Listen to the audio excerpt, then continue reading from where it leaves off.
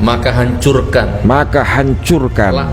laknat, hina dinakan, cabut berkah rumah tangganya, cabut berkah rezekinya, siapapun saja yang menantangnya, yang tidak mempercayainya. Jadi Bambang Tri bagaimana? Tolong dijelaskan. Ya sebenarnya pertanyaan pertama, kenapa Bambang Tri dulu ditangkap gara-gara nulis itu? Saya minta teman-teman media sebarkan apa pernyataan saya. Saya menyatakan kita tidak punya presiden yang sah secara de jure sejak 2014 karena ijazah Jokowi palsu. Terus kenapa orang yang punya buku Jokowi Undercover harus ditangkap? Memang apa isi buku itu? Semua sudah komplit saya bukukan menjadi Jokowi Undercover 2, lelaki berijazah palsu. Ya, kalau memang tidak bohong, kenapa mesti ketakutan? Kalau memang tidak salah, kenapa orang mesti ditangkap? Kalau Jokowi merasa terfitnah, dia harus lapor ke polisi. Dia nggak lapor ke polisi, tiba-tiba saya ditangkap, diadili secara gelap. Gerakan yang berhubungan dengan apa yang dituliskan oleh Bambang Tri ini patut diduga merupakan sebuah fakta yang realistis gitu. Ya. Karena ketika saya datang menemui beliau, yang ada memang dia disiksa secara lahir batin, dirusak keluarganya, dan mengalami penistaan-penistaan yang berat terhadap jalan hidupnya. Dia memang agak guncang terpulang dari penjara. Dia divonis 2 tahun 7 bulan. Nggak ada bedanya saya mati dan hidup lagi kan? Gitu loh. Saya hanya kepengen menyumbangkan ini, informasi ini kepada seluruh rakyat Indonesia bahwa ijazah Jokowi palsu SMA-nya. Ya Allah, kalau yang saya ucapkan selama ini, kalau yang saya tulis selama ini, ternyata fitnah, ternyata bohong, ternyata tidak benar, maka hancurkan hidupku, ya Allah. Cabut keberkahan hidupku, ya Allah. Hina dinakan hidupku, ya Allah. Matikan aku, ya Allah. dalam kondisi kafir, kufur dan mengenaskan. Tetapi ya Allah, kalau ternyata apa yang saya katakan selama ini, yang saya tulis selama ini, benar adanya, maka hancurkan, laknat, hina dinakan, cabut berkah rumah tangganya, cabut berkah rezekinya, siapapun saja yang menantangnya, yang tidak mempercayainya.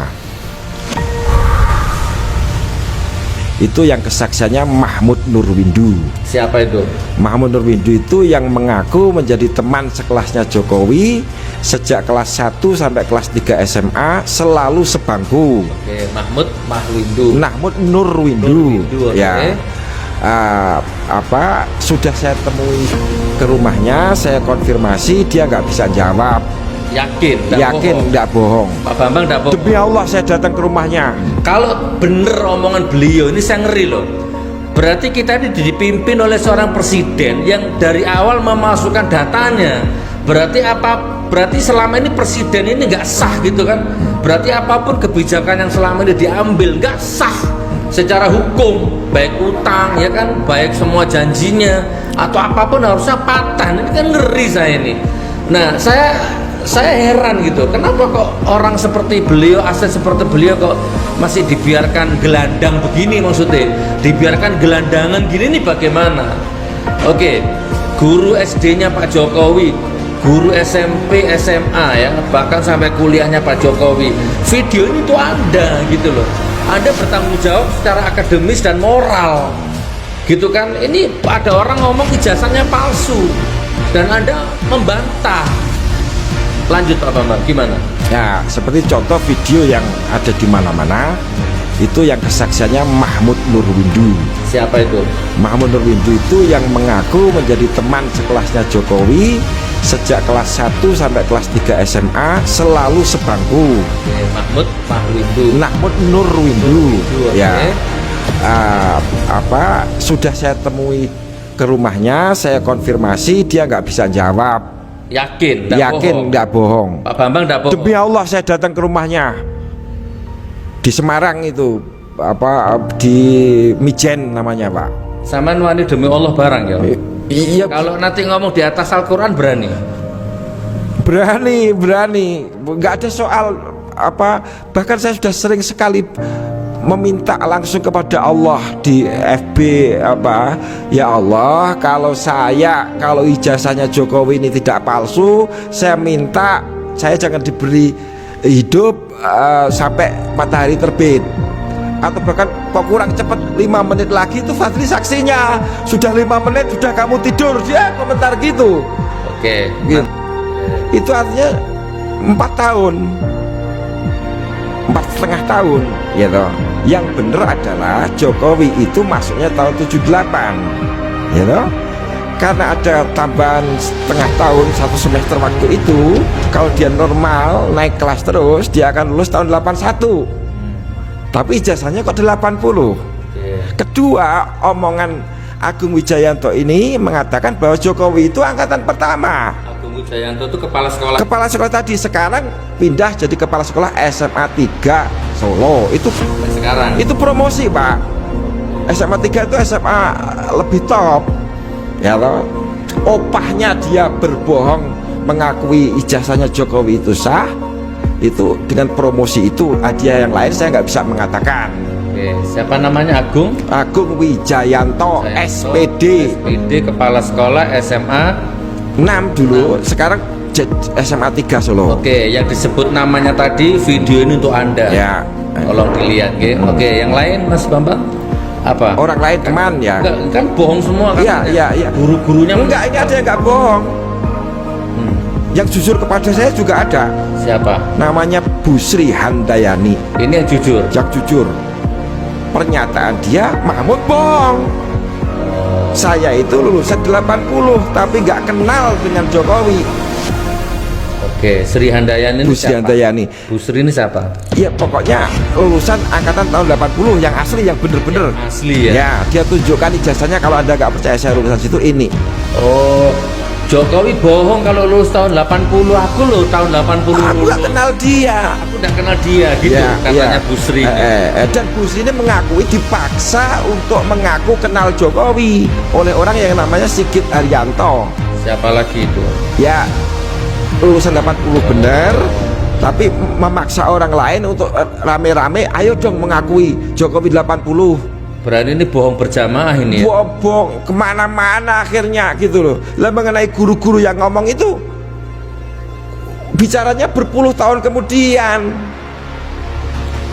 Pak Jokowi gimana? Ini video untuk Anda ini. Ini rakyatmu ini.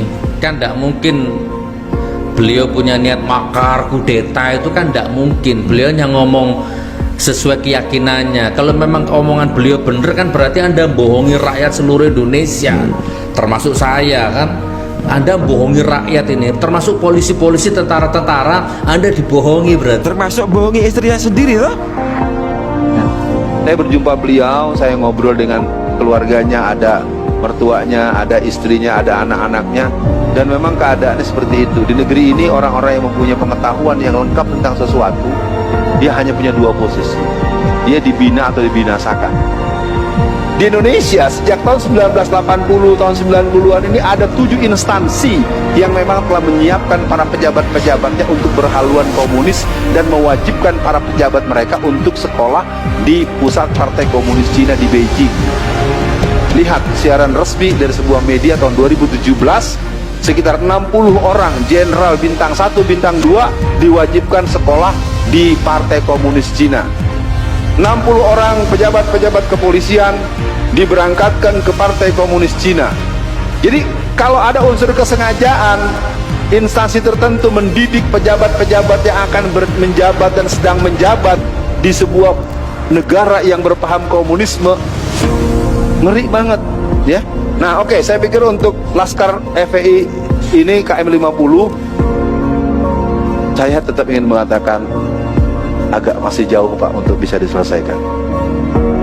Selama umat Islam tidak berteriak dengan suara yang sama, tidak sama dengan menangis dengan derai air mata yang sama dengan untuk mengatakan bahwa kita dizolimi. Coba lihat kasus Brigadir Joshua. Itu jelas kok, wallazina kafaru ba'duhum awliya'u ba'd. Periksa siapa hakim, siapa jaksanya, siapa pengacaranya, semuanya mereka semua. Kita setuju adanya penegakan adil, keadilan, i'diluhu aqrabu littaqwa. Kita setuju. Tapi kenapa ketika sekarang Ustadz Munarman divonis 3 tahun, tambah lagi setahun jadi 4 tahun? Jangan-jangan kita nggak tahu apa terjadi. Ustadz Munarman divonis urusan tertentu, tapi yang suruh dihancurkan, yang suruh dibakar, yang suruh dihilangkan justru dokumen-dokumen dan bukti-bukti yang berhubungan dengan KM 50.